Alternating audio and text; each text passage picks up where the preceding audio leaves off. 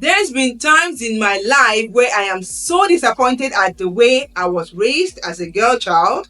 The way my parents raised me. I understand that our parents were not perfect, and nobody is, and nobody was taught how to raise kids until we became parents, and we learn as we go. And you know what? We have the tendency of repeating what was taught to us, how we were raised. We have the tendency of doing the same thing and not break the cycle.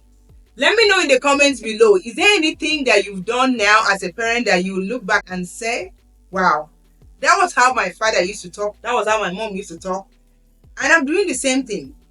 Our parents really raised us in their image, and we copy unintentionally. Hi, my name is Mfon, and in this video I'm going to share with you a clip of a man talking about how women are being treated in marriage, and here he's focusing on African marriage, but I'm going to tackle it from the perspective of parenting. So watch this video. When you put an African marriage side by side a Western marriage, it is obvious the African marriage looks more like slavery, or what I call conjugal abuse. And it's unfortunate this has not been looked into at any point in time. But most times it is mistaken for what Bible calls marriage in the Bible. The lordship in the Bible simply means ownership, because it is part of you. And Bible clearly states how you need to love your wife just as you love yourself. So African marriage is far from the Bible, very far. The first reason for that is this: scriptural marriage does not have any room for slavery that is visible in African marriage. And that is why it is almost impossible to point any marriage in Africa that you can say it is a good marriage or successful marriage. The ones we are mistaken for good ones in the past, we came to see that the women were just under suppression. They never had a voice. They could not express their feelings. They died with their ideas, and it was all men's affairs. And that is why it is just natural for even a little boy to grow up to become a tyrant in marriage. The first reason I want us to understand in African marriage is that the men are never prepared for marriage. All preparation made around marriage is to prepare the woman for abuse or slavery. And that's why they keep preaching different tolerance, different patience that Bible spelled out to African women. So by default, an African boy is grown with the mindset that is going to put a woman in the house when he gets married. Think about that. Not that he is joined to his wife, as the Bible says. And that's why many religious leaders have bad marriage, very reputable religious leaders. So the boy grows up becoming a tyrant in the marriage. Any little thing he abuses, he curses, he threatens with divorce or sending the lady back to her parents' home. So African marriage is nothing but emotional abuse, psychological abuse, so close to slavery, consented slavery. On the other hand, you can see the women enduring because they were prepared. Unintentionally though, you see, when parents keep telling daughters, is that the kind of food you're going to prepare for your husband? Is that the way you're going to tidy your house? Is that the way you're going to do when you get married? Those things were preparing the girl child for marriage. But nothing was done to prepare the boy child. So we need to change that mindset. It's a wrong mindset. Women are not sold into slavery. Men are meant to detach from their parents and join their wife, and they both become one flesh. I am so excited that this came from a man, because women have been saying this all along, but people don't listen. They think that, oh, women want to follow this Western culture. They want to follow this, Western culture that lots of families are divorced. The reality is that nobody wants to be mistreated. Nobody wants to be under suppression. Nobody wants to be treated like a second-class citizen. And already in Africa, women are treated as second-class citizens. You see that most women have their worth in marriage. Oh, you see that in Africa, I'm a Nigerian.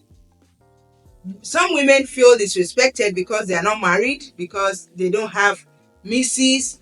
before their names. And marriage to us feel as if, oh, is the destination.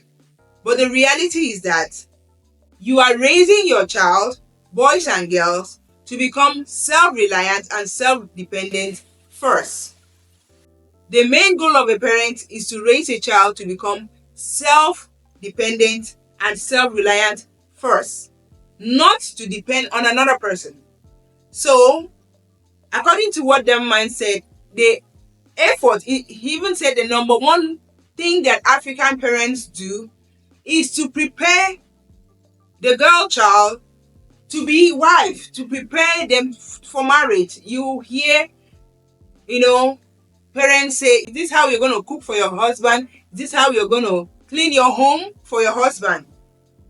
But lots of parents don't prepare their boys to be men first before they become husbands.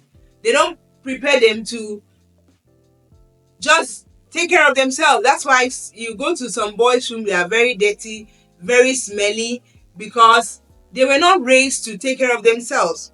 In this channel, we believe that every parent should have their kids' future in mind. There's nothing wrong in preparing your daughters to be wives, but we should also prepare our boys to be husbands, because it is one-sided. The same way you tell your daughter, is this the way you be taking care of your husband? We should also tell our sons, is this how you're going to be taking care of your wife? Is this how you're going to love your wife? Is this how you're going to, support your wife?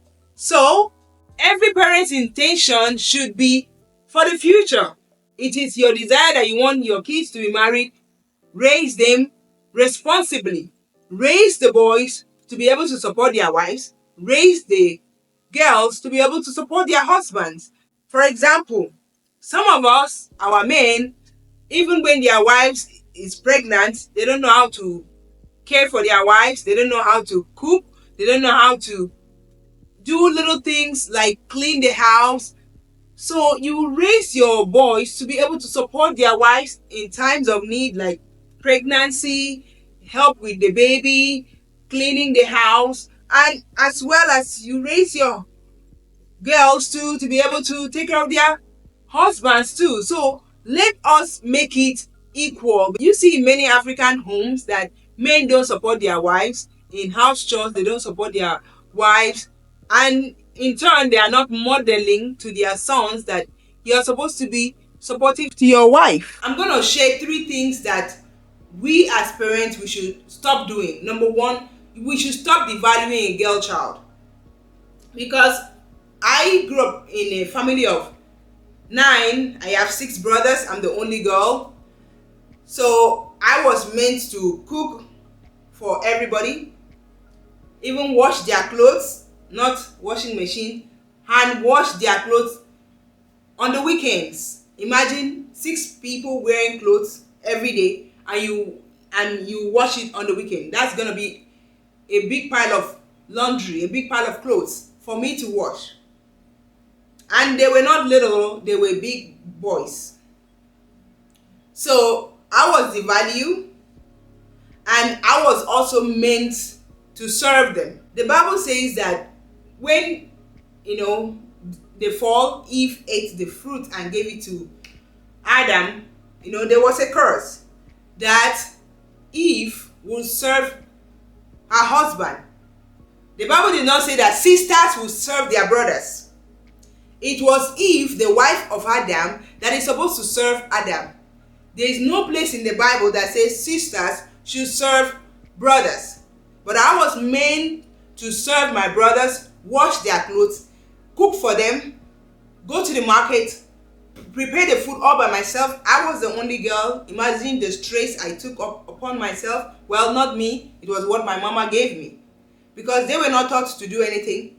They can go outside, explore life, discover themselves while I stay home and cook. So a parent should not devalue a girl child, because everything starts from the home.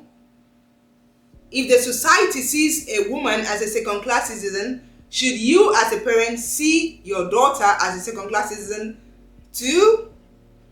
So in a developed society where kids leave home at 18, do you want your son to marry at 18, or do you want your son to, live alone, know what it feels like to live alone? Let me know in the comments. So because the intention is to, for example, when I teach my kids how to do something, now my oldest is 12, what I tell her is, learn this thing, learn how to cook, learn how to clean, learn how to take care of yourself, so that when you leave home or when you leave for college, you'll be able to do all those things by yourself. I'm not teaching her, so that you will marry. I don't ever say that. I will never say that. She has a life first. Marriage is not the destination. That's why some of us, including me, I did not grow up believing that a woman can have aspiration, a woman can have dreams. And one of the things that he mentioned was the women, they were suppressed, they did not have a voice, they died with their ideas, and it was all men affairs. So how do you raise your child at home, your boy and your girl? How do you raise them? Because first, it should come from a home that a child should have self-worth, a child should have good self-image. I didn't used to know who I'm going to be in the future, what I'm going to be. All I knew was cook, cook, cook, taking care of the house, taking care of my younger ones, which is so wrong. And number two, a girl child should not be seen as a mother, because boys, they don't see boys as fathers.